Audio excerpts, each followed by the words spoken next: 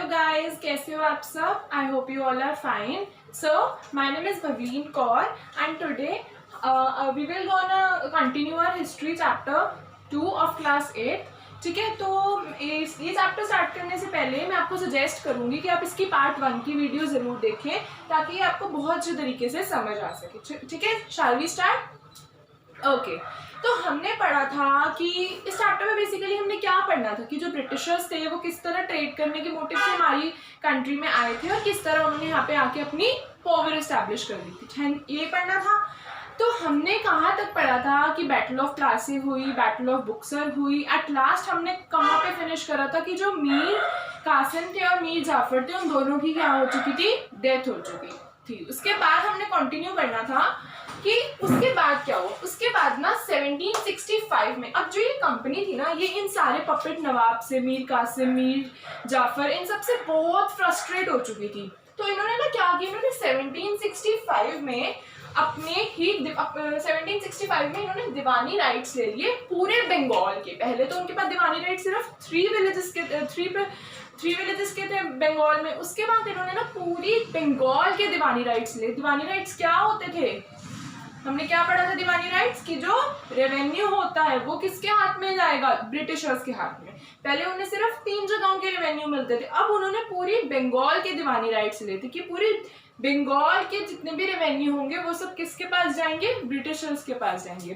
तो 1765 में कंपनी ने ले लिए दीवानी राइट्स बंगाल प्रोविंस के.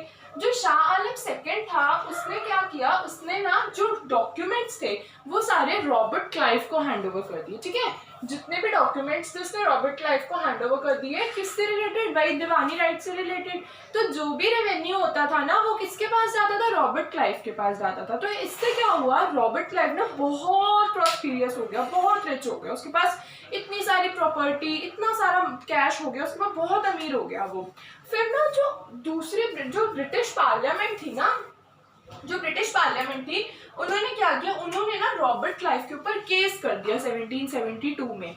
1772 में ब्रिटिश पार्लियामेंट ने रॉबर्ट क्लाइव के ऊपर ना केस कर दिया. तो इस केस के मकसद से चलते चलते 1775 में रॉबर्ट क्लाइव ने सुसाइड कमिट कर ली. ठीक है, तो 1775 में हो गई रॉबर्ट क्लाइव की डेथ. तो अब देखते हैं आगे क्या हुआ.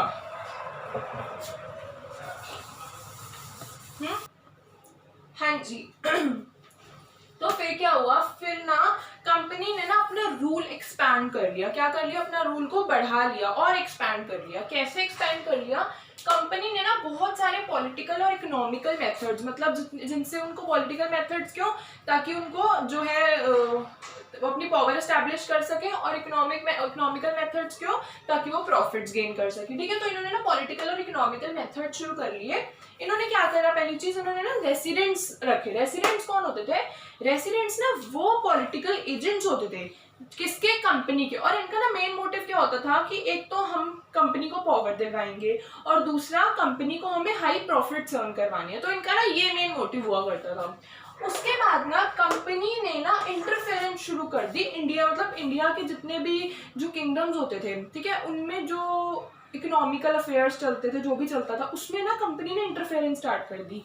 और ना फिर एक चली सब्सिडरी अलायंस. सब्सिडरी अलायंस जो है ना लॉर्ड वेल्सले ने स्टार्ट की थी, जो कि बंगाल के गवर्नर जनरल थे. ठीक है, तो इन्होंने ना क्या एक रूल बनाया कि जितने भी इंडियन रूलर्स हैं, जितने भी इंडियन रूलर्स हैं all over the India, not in the Bengal only, all over the India, जितने भी इंडियन रूलर्स हैं वो उनको अलाउ नहीं किया कि वो अपनी आर्मी रखे. मतलब जितने भी रूलर्स थे उनको फोर्स किया जाता था कि आप जो है ब्रिटिशर्स की, आप जो है कंपनी की ही आर्मी रखो, आपको अपनी आर्मी बनाना, अपनी आर्मी रखना अलाउ नहीं है, आप ब्रिटिशर्स की आर्मी रखो. ये ऐसा इन्होंने क्यों करा होगा, ताकि जो रूलर्स हैं वो जो आर्मी बनाएंगे अब उनको वेजेस भी तो देंगे, उनसे ज्यादा क्या करते थे, उनको ना कहते थे कि कंपनी की आर्मी रखो और उनको हाई सैलरी पे करो. ठीक है, तो अगर वो बहुत हाई सैलरी होती थी कि किंगडम्स पे भी नहीं कर पाते थे, तो फिर जब वो पे नहीं कर पाते थे ना ये सैलरी, तो उनके ऊपर लगती थी पेनल्टी. पेनल्टी एक तरह का ना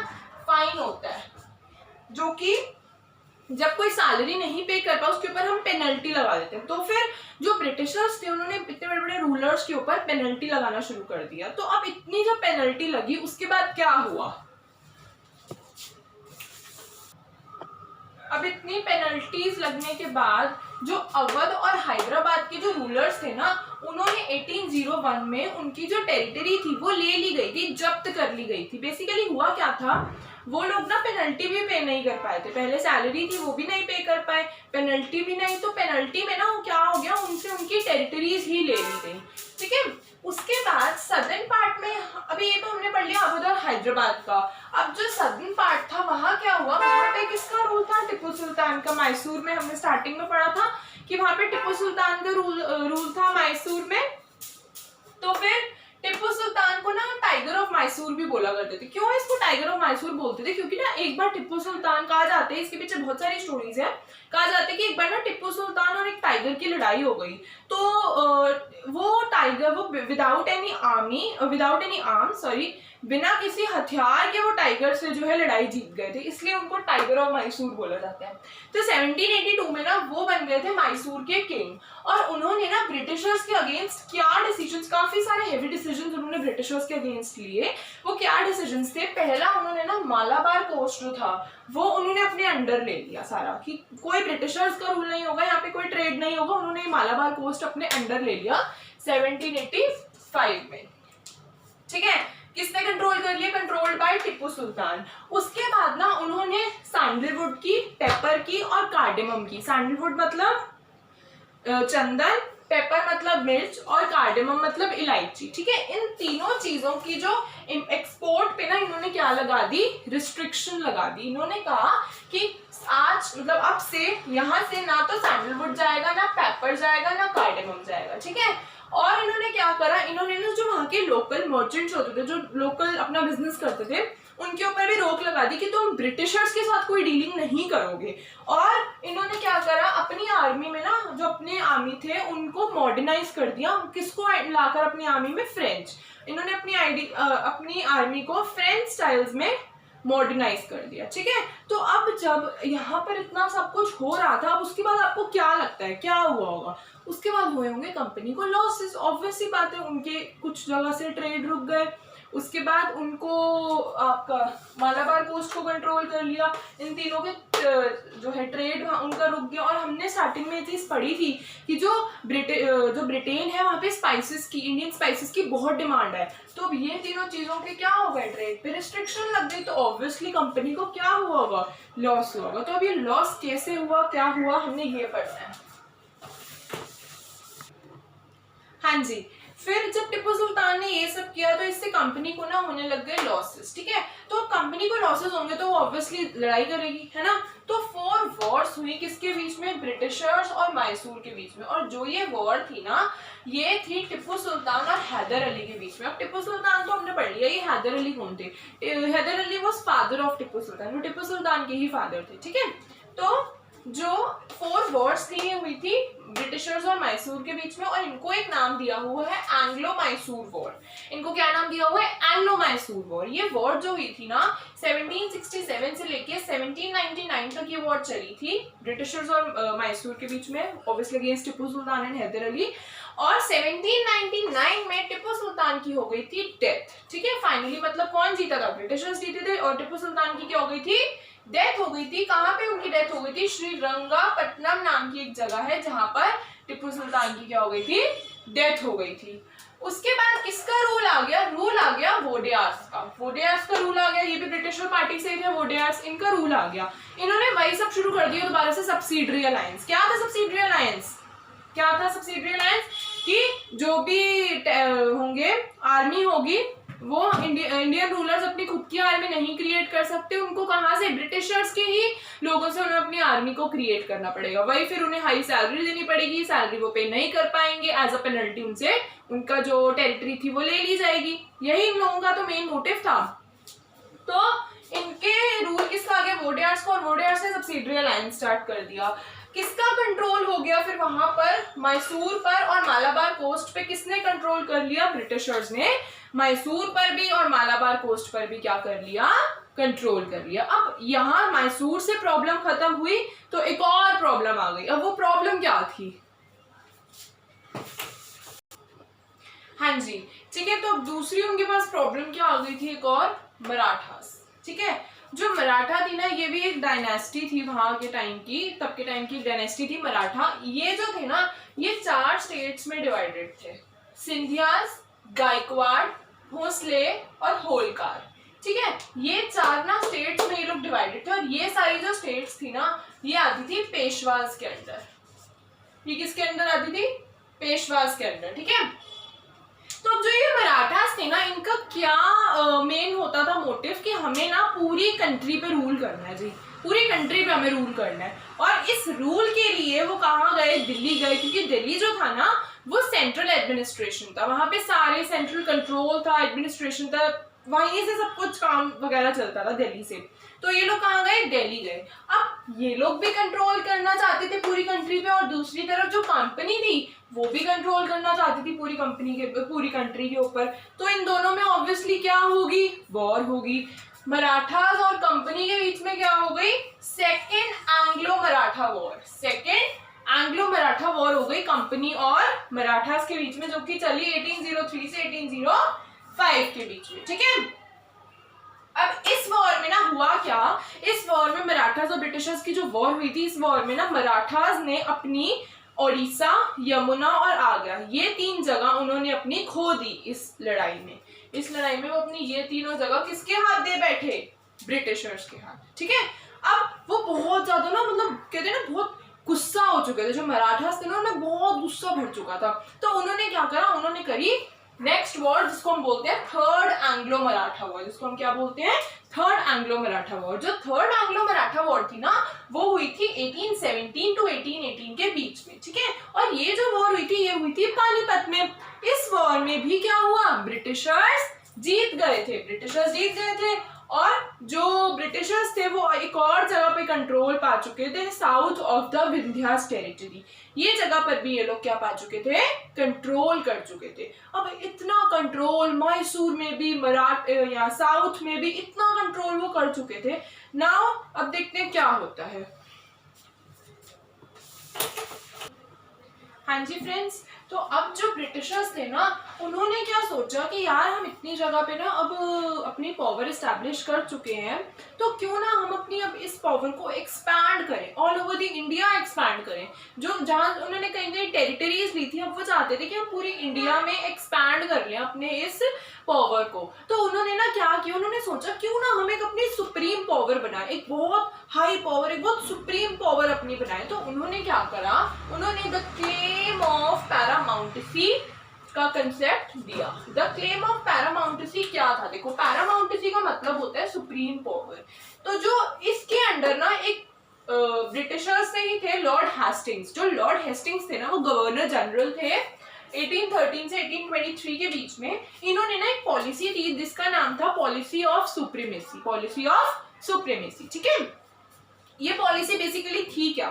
जो लॉर्ड हेस्टिंग्स ने ये पॉलिसी दी थी ना, इसके अंदर ये था कि all over the India, not in the particular territory, all over the India किसका रूल चलेगा? सिर्फ ब्रिटिशर्स का। पूरी इंडिया को कौन कंट्रोल करेगा? ब्रिटिशर्स कंट्रोल करेंगे। हर कोई किसकी बात मानेगा? ब्रिटिशर्स की बात मानेगा। जो लॉज ब्रिटिशर्स बनाएंगे, सिर्फ वही यहाँ पे इम्प्लीमेंट किए जाएंगे। तो ये सब चीजें जो है आती थी पॉलिसी ऑफ सुप्रीमेसी के अंदर। ठीक है, तो अब क्या हुआ? अब इतनी ज्यादा उन्होंने ना अपनी सुप्रीम पावर एस्टैब्लिश कर ली। वह हमने देखा साउथ पार्ट में भी कर लिया, अवध और हैदराबाद भी इन्होंने ले लिया। अब जो ये ब्रिटिशर्स थे ना, ये मूव करके चले नॉर्दर्न पार्ट के टूवर्ड्स। अब ये कहाँ चले? नॉर्दर्न पार्ट में। नॉर्दर्न पार्ट में देखते हैं पंजाब। अब देखते हैं पंजाब में क्या हुआ। हाँ जी, तो जो कंपनी थी, जो ब्रिटिशर्स थी, वो कहाँ गए? नॉर्दर्न पार्ट में। नॉर्दर्न पार्ट में जाके वो सबसे पहले गए पंजाब में। जब महाराजा रंजीत सिंह की डेथ हो गई थी ना 1849 में, फिर उन्होंने पंजाब पे रूल स्टार्ट कर दिया। ठीक है, पंजाब भी उन्होंने ले लिया। फिर अफगानिस्तान में उन्होंने वॉर करी थी 1842 में, वहां पे भी उनका रूल हो गया। फिर किटूर, जिसको हम आजकल कर्नाटका बोलते हैं, वहां पे भी उन्होंने रूल स्टार्ट कर दिया। वहां की ना क्वीन होती थी रानी चन्नम्मा। जो रानी चन्नम्मा थी ना, उन्होंने इनके अगेंस्ट एक मूवमेंट भी चलाई थी जिसको हम कहते हैं एंटी ब्रिटिश रेजिस्टेंस मूवमेंट। इन्होंने इनके अगेंस्ट एक मूवमेंट चलाई थी और इस मूवमेंट के चलाने के करके उनको 1842 में क्या कर लिया गया था, अरेस्ट कर लिया गया था। तो वही उसी वजह से उनकी डेथ हो गई। तो 3 जगह और रूल कर दिया ब्रिटिशर्स ने। कौन कौन सी? पंजाब, अफगानिस्तान और कर्नाटका, जिसको कि टूर मतलब हम बोलेंगे, ठीक है। तो जो कंपनी का रूल था अब वो नॉर्दर्न में भी हो चुका था, सेंट्रल एरिया में भी हो चुका था और सदर्न एरिया में भी हो चुका था। उसके बाद एक कंसेप्ट आया था हमारी हिस्ट्री में, डॉक्ट्राइन ऑफ लैप्स। क्या कंसेप्ट आया था? Doctrine of lapse. तो अब हम डॉक्ट्राइन ऑफ लैप्स के बारे में पढ़ते हैं। हाँ जी गाइस, तो डॉक्ट्राइन ऑफ लैप्स क्या था? डॉक्ट्राइन ऑफ लैप्स ना एक वो कंसेप्ट था जो कि लॉर्ड डलहौजी ने दिया था, ठीक है। ये जो थे ये गवर्नर जनरल थे। 1848 से लेके 1856 तक ये गवर्नर जनरल रहे थे। इस कंसेप्ट में ना बेसिकली था क्या कि कोई भी किंग जिसका अपना कोई मेल हायर नहीं होगा, what do mean by male heir, जिसका कोई अपना बेटा नहीं होगा, अपना बेटा नहीं होगा, उसको अपना किंगडम किसको देना पड़ेगा? ब्रिटिशर्स को देना पड़ेगा, ठीक है। तो जिस भी किंग का, जिस भी रूलर का अपना बेटा नहीं होगा, अपना कोई मेल मतलब कहते हैं ना जिसको अपना वारिस नहीं होगा, अपना मेल अपना लड़का नहीं होगा, तो उसको अपना किंगडम किसको देना पड़ेगा? ब्रिटिशर्स को देना पड़ेगा, ठीक है। तो इसी कंसेप्ट के चक्कर में ना इन्होंने और 4 जगहों की टेरिटरी को जब्त कर लिया, ठीक है। कौन कौन सी? स्टेट ऑफ सतारा को 1848 में जब्त किया था, स्टेट ऑफ संबालपुर को 1860 में किया था, उदयपुर को 1852 में ऐसे ही इन्होंने जब्त कर लिया था, और इसी तरह झांसी को 1857 में जब्त कर लिया था। हमें पता है झांसी की रानी की लड़ाई हुई थी, बहुत फेमस है झांसी की रानी, अपनी बहादुरी के कारण वो बहुत फेमस है ना। तो उसने इसके पीछे लड़ाई भी लड़ी थी, बट उसकी वो नहीं ये लड़ाई जीत पाई, इसीलिए फिर झांसी किसको मिल गया? ब्रिटिशर्स को ही मिल गया। तो इस चक्कर में इन्होंने 4 टेरिटरीज और ले ली। अब देखते हैं क्या होता है इसके बाद। हाँ जी, तो अब इसके बाद में क्या हुआ, जो वॉरेन हेस्टिंग्स थे ना, उन्होंने कहा कि हम ना एक अपनी न्यू एडमिनिस्ट्रेशन बनाते हैं। जैसे हमने पढ़ा था कि मेन एडमिनिस्ट्रेशन कहाँ होती थी? दिल्ली में होती थी। तो इन्होंने कहा कि हम अपनी एक न्यू एडमिनिस्ट्रेशन बनाते हैं, ठीक है। तो इन्होंने ना क्या किया, इन्होंने बना ली प्रेसिडेंसीज। इन्होंने 2 काम किए थे। पहला हुआ था, इन्होंने बनाई थी प्रेसिडेंसीज। प्रेसिडेंसीज क्या होता है? प्रेसिडेंसीज ना देखो वो एरियाज होते हैं जो कि ना सीनियर ऑफिशियल्स, जो सीनियर ऑफिसर्स होते हैं ना, उनके अंडर आते हैं ये एरियाज। इस एरिया में ना मतलब उनको पूरी चीजों का कंट्रोल करना होता है, मतलब प्रॉपर एडमिनिस्ट्रेशन, हर चीज का रेवेन्यू कलेक्शन वगैरह, सैलरीज पे करने का, और जितने भी मेंटेनेंस वहाँ की, वो सब किस प्रेसिडेंसीज के अंडर कौन देखते हैं? Senior officials. तो प्रेसिडेंसीज एक काइंड का एरिया होता है टाइप का, ठीक है। तो 3 जगह बनी प्रेसिडेंसीज। कौन कौन का? बॉम्बे, मद्रास और बंगाल। एक बॉम्बे प्रेसिडेंसी थी, एक मद्रास प्रेसिडेंसी थी और एक बंगाल प्रेसिडेंसी थी, ठीक है। 3 जगह बनी थी प्रेसिडेंसीज। एक तो क्या करा इन्होंने, वॉरेन हेस्टिंग्स ने प्रेसिडेंसीज बनाई। दूसरा काम इन्होंने क्या करा, इन्होंने ना एक new system of justice establish किया, न्याय का एक नया सिस्टम एस्टैब्लिश किया। वो नया सिस्टम क्या था? ये क्या कहते थे कि हर डिस्ट्रिक्ट में, पहले तो डिस्ट्रिक्ट होती थी, हर डिस्ट्रिक्ट में 2 कोर्ट होंगे। 2 कोर्ट कौन से होंगे? सिविल कोर्ट और क्रिमिनल कोर्ट। जो क्रिमिनल कोर्ट होता था उसको हम कहते थे फौजदारी अदालत, और जो सिविल कोर्ट होता था उसको हम कहते थे दीवानी अदालत। अब इनके अंदर क्या होता था, जितने भी हमारे क्रिमिनल कोर्ट होते थे ना, वो चलते थे जजेस और मुस्लिम्स के अंदर। जजेस और मुस्लिम कम्युनिटी के अंडर जो है ये क्रिमिनल कोर्ट चलते थे, और जितने भी सिविल कोर्ट्स होते थे, जिनको हम दीवानी अदालत भी बोलते हैं, ये सब चलते थे मौलवीज। और जो देखो मौलवीज होते हैं जो मॉस्क में होते हैं मौलवीज, और जो हिंदू पंडित्स वगैरह होते हैं, इनके जो लॉज होते हैं ना, इनके जो मानना होता है, इनके जो बिलीफ्स होते हैं, उनके ऊपर चलता था सिविल कोर्ट, ठीक है। तो इतना समझ में आया क्रिमिनल कोर्ट और सिविल कोर्ट के बारे में, ठीक है। तो अब इसके बाद क्या हुआ, इसके बाद ना ब्रिटिशर्स ने क्या करी, अपनी आर्मी बनाई। अब देखते हैं वो आर्मी कैसे बनी, कहाँ से बनी। हाँ जी, तो अब ना कंपनी ने ना अपनी आर्मी रखने का सोचा। अब उन्हें पता था कि उन्हें अपने दुश्मनों से बचना है, उन्हें अपने एनिमीज जो है, उनकी राइवल कंपनीज जो है, उनसे उन्हें बचना है। तो इन्होंने ना अपनी आर्मी ही बनाने का सोचा। अब इस आर्मी के लिए इनको क्या, किनकी जरूरत पड़ी? इंडियन सोल्जर्स की। तो जो इंडियन सोल्जर्स की इन्हें जरूरत पड़ी, ठीक है। तो ये जो इंडियन सोल्जर्स होते थे ना, ये दो टाइप के होते थे। एक होते थे सवार और एक होते थे पैदल। जो सवार होते थे ना, वो हॉर्स पे जाकर अपने जो लड़ाइयाँ होती थी वो हॉर्स पे जाके लड़ते थे, और जो पैदल होते थे वो ऑन फुट जाके अपनी लड़ाइयाँ लड़के आते थे, ठीक है। तो ये सवार और पैदल दो टाइप्स के सोल्जर्स हमें बताए गए हैं।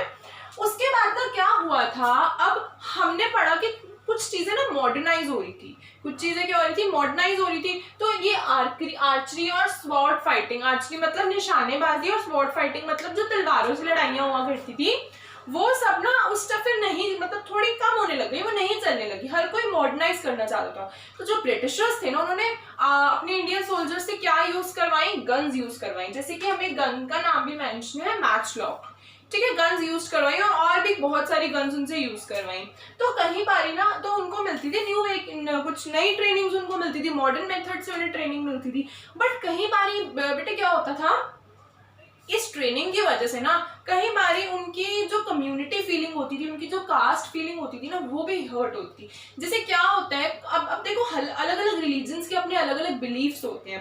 तो कई बारी क्या होता था, जो सोल्जर्स होते थे ना, उनको वो काम भी करना पड़ जाता था जो कि उनके रिलीजन में नहीं माना जाता। ब्रिटिशर्स के फोर्स करने की वजह से उन्हें वो काम करना पड़ता था कि जिसका उनके ब्रिटिशर्स में जिसका उनके रिलीजन में मान्यता नहीं है, वो काम भी उन्हें करना पड़ता था। इससे क्या होता था, उनकी जो फीलिंग होती थी ना, जो कास्ट फीलिंग, जो कम्युनिटी, जो रिलीजियस फीलिंग होती थी, वो उनकी होती थी इग्नोर करी जाती थी।